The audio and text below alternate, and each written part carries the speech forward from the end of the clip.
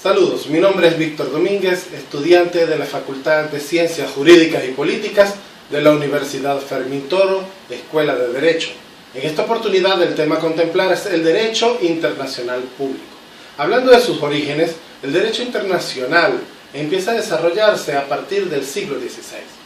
Sin embargo, hasta los principios del siglo XX se desenvolvió bajo el principio de la soberanía, lo que no facilita la creación de una sociedad internacional.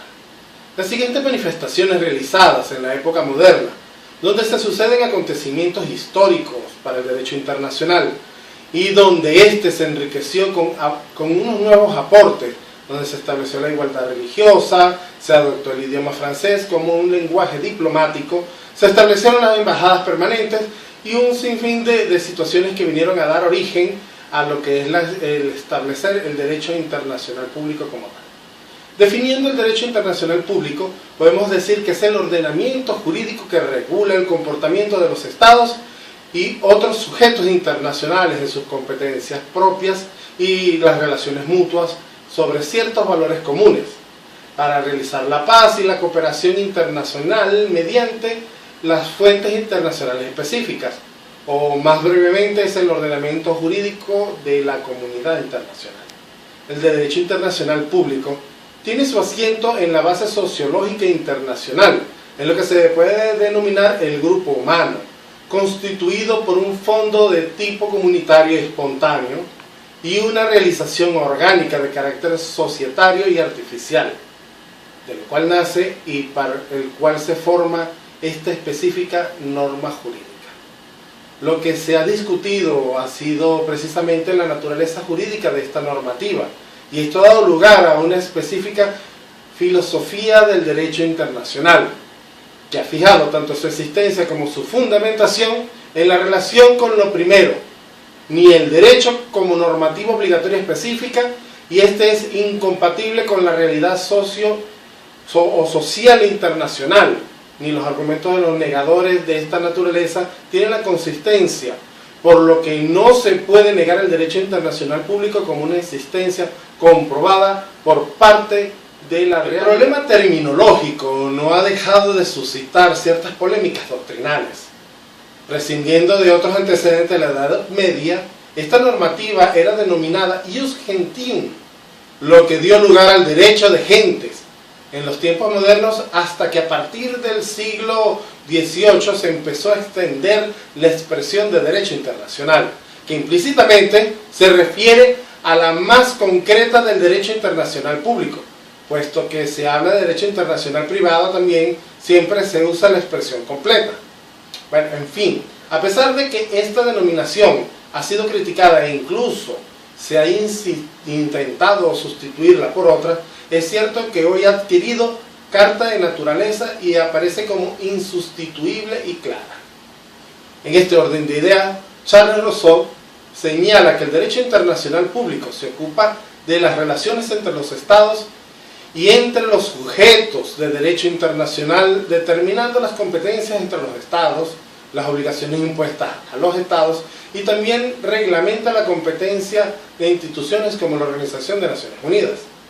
Esbozadas las consideraciones anteriores, los sujetos de derecho internacional público son destinatarios de una norma jurídica entre los que se encuentran los estados, las organizaciones internacionales, los movimientos de liberación nacional, la sede santa, y excepcionalmente considera por algunos doctrinarios a la persona humana.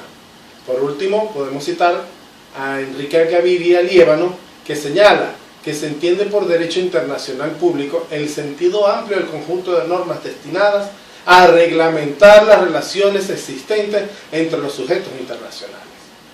El contenido del derecho internacional público se basa en establecer los lineamientos desde el punto de vista jurídico para lograr relaciones comerciales y diplomáticas entre los estados consonos con los derechos de los tratados, el derecho de organizaciones internacionales, los sujetos del ordenamiento internacional, la inmunidad del Estado, la personalidad jurídica internacional y responsabilidades internacionales, el régimen legal de los derechos humanos de las relaciones diplomáticas y consulares con los privilegios y todas las inmunidades diplomáticas, la subjetividad internacional y las soluciones entre las controversias internacionales.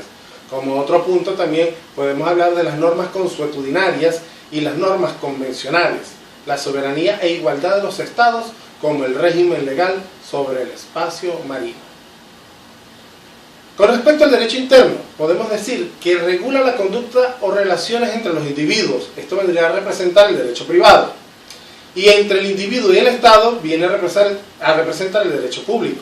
Se nos presenta como un derecho de subordinación y las normas son promulgadas por la autoridad competente y se imponen jurídicamente ante los particulares.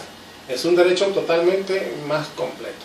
Y en el derecho internacional público se regulan las relaciones entre los Estados, organismos internacionales y los demás sujetos e incluso incluyendo al hombre.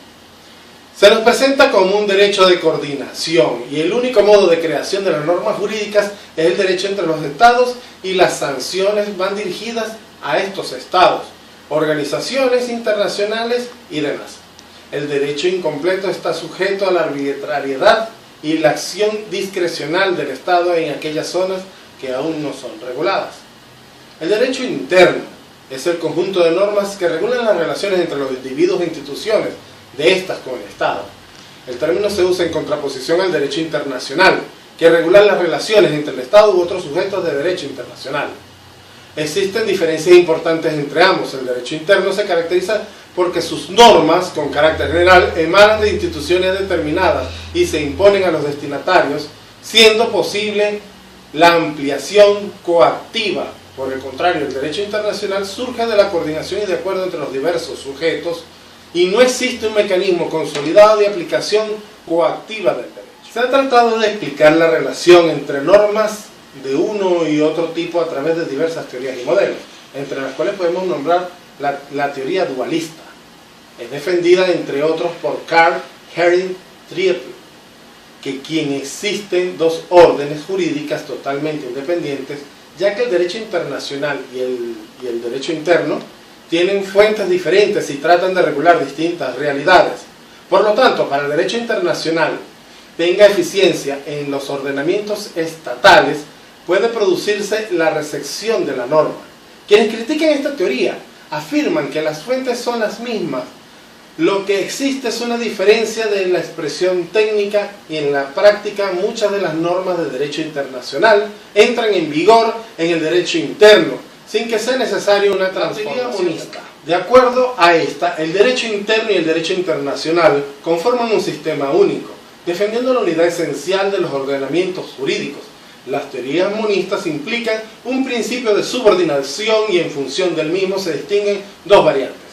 Teorías monistas internas o constitucionalistas, para las que el derecho internacional es una emanación del derecho interno y queda sujeto a este, lo que le supone una negación del derecho internacional. Y las teorías monistas internacionales, para las que la norma interna se sitúa en una posición de jerarquía sobre la norma interna. Hans Kelsen, en una segunda etapa, defendió esta teoría y también la usó sus discípulos como Verdross en su máxima expresión. Muchísimas gracias.